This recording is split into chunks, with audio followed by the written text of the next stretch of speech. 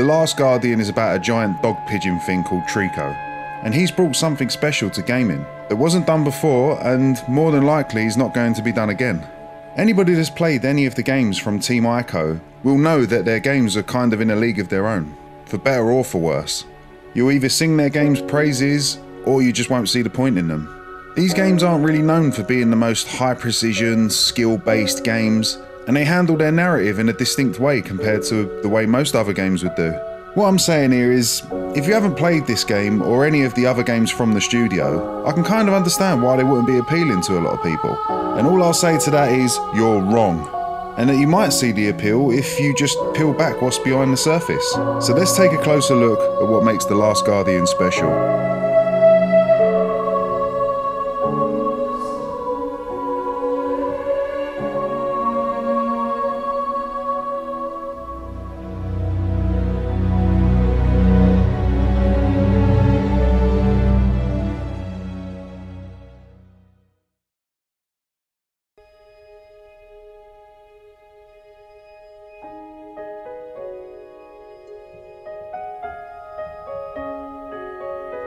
So, if you ain't heard about The Last Guardian and how it's a bloody miracle that the game even come out, well, where have you been? It's old news. But for anyone that don't know the story, I'll give you the Reader's Digest version. It all starts in 2007, when some Sony employee let slip that Team Ico were making some new games. At this point, some people's pants started to get sticky. Fast forward to 2008 and we get a hint about the game with an image of some dirty hole in the floor with a chain hanging out of it, being posted online as a job post. I'm not really sure why, but this image got people really excited. I mean, look at it. It's just a bloody hole in the floor. Then on to 2009, we finally get a trailer for the game showing some kid talking to some big dog pigeon. And they say that it's coming out on the PlayStation 3. Which makes sense because the last two games that they put out was on the PlayStation 2. Then there's basically bugger all until E3 2015 where we find out that the game is still alive and now it's coming out on the PlayStation 4 instead. Which is good, I suppose. Then it finally comes out in 2016. So yeah, it only took about 9 years for them to get this thing out for us to play. But was it worth the wait?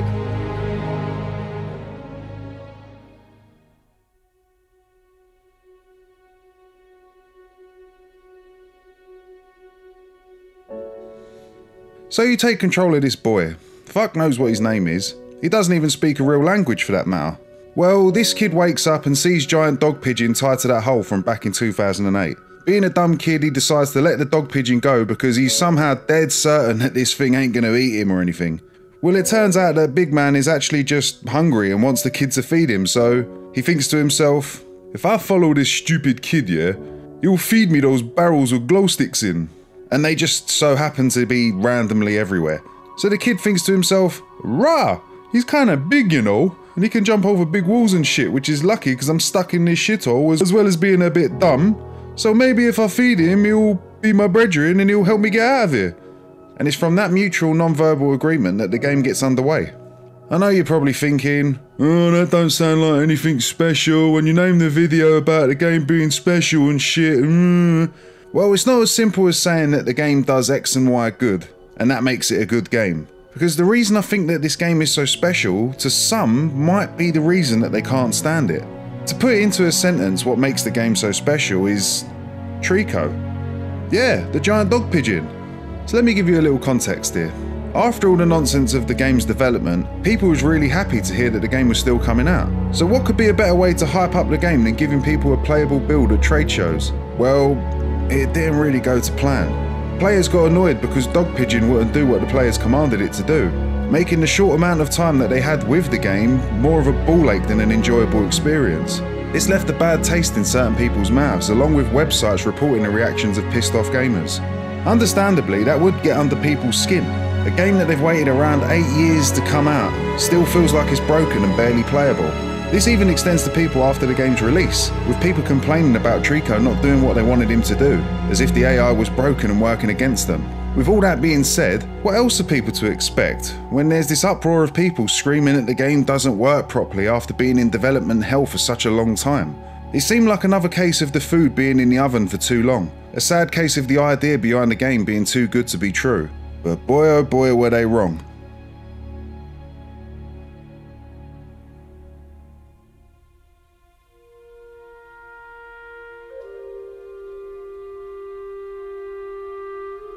Well, technically they wasn't wrong. Yeah, Dog Pigeon ignores you, and yeah, he doesn't do what he's told.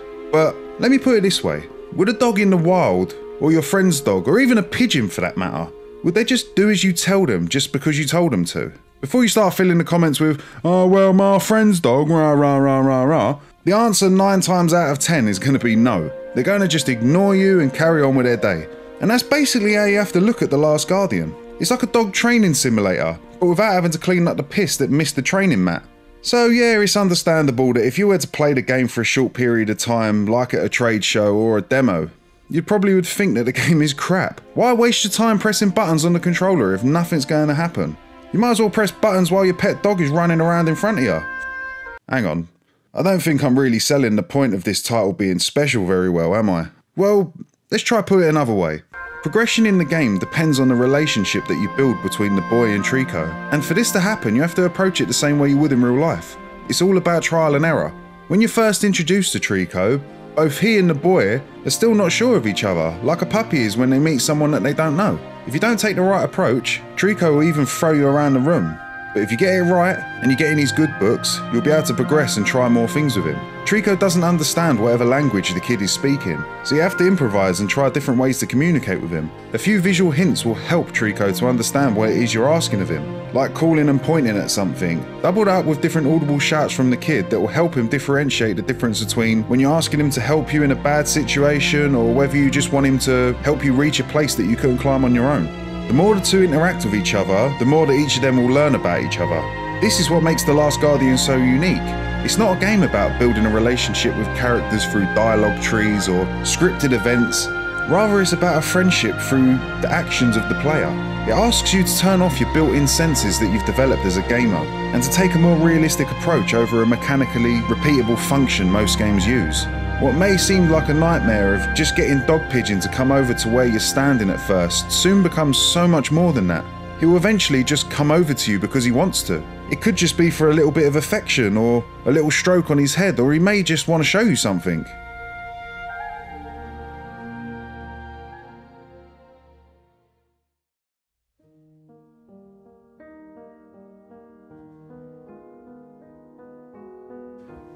What makes all of this special is how it's all built up. It's natural. It doesn't feel like you're utilising a game mechanic. It feels like you're genuinely learning about an animal and how to interact with it. Like how I mentioned earlier how a real dog would react, the game makes you feel like you're little by little training Trico like you would a puppy. But at the same time as this, Trico still keeps his own personality and he even changes mood. Sometimes he'll just want to be difficult with you and ignore your commands, and sometimes he'll just be preoccupied, staring at shiny objects. He has emotions that show. He gets scared. He gets worried when you're in trouble, and he gets anxious when he can't do something he's trying to do. It's like having a living, breathing animal inside your PS4. This for me is a significant achievement for the medium. To have an AI work and feel like the real thing is pretty crazy when you think about it. But you'll only get this experience by real interactions with Dog Pigeon. I mean, I think I've done a decent job of putting across how the game feels to play, but if I had to compare it to something else, it would be the alien from Alien Isolation, with how it's an AI-driven character that does its own thing and learns as it goes. But with it being an enemy and something to avoid, you don't really get that personal touch that you do with Trico. The bond created by the boy and Trico is something that can only be experienced in The Last Guardian. The game got me square in the feels. Seeing Trico in trouble actually made me feel distressed for him. Seeing him hurt makes you actually worried and gets you frantically looking for ways to help. He will take damage from enemies, like getting arrows shot into him whilst he's protecting you, just for him to then signal that he needs your help to remove them, followed by him showing you gratitude. And this all comes from a made-up animal in a video game. I, along with my family, are big animal lovers, and we've owned a number of parrots and dogs. So to see a creature with the attributes from both of them represented so well in a game, and to actually act that the way that these animals act, was a special moment for me. Building the bond as well as a friendship with Trico brought back all the memories of raising my own dogs, with their own little rebellious personalities and not doing as they're told. Seeing Trico grow from this weird thing chained up in the floor and getting the ump every time you go near him to becoming not only an ally and a game mechanic to help you play through the game, but to a thing that feels almost alive within your PlayStation is a pretty surreal experience. By the time the credits rolled, it felt like I was saying goodbye rather than completing a game. And like I said earlier in the video, I've never experienced this before. and more than likely I'm not going to experience anything like this again. And that's what I think made The Last Guardian so special.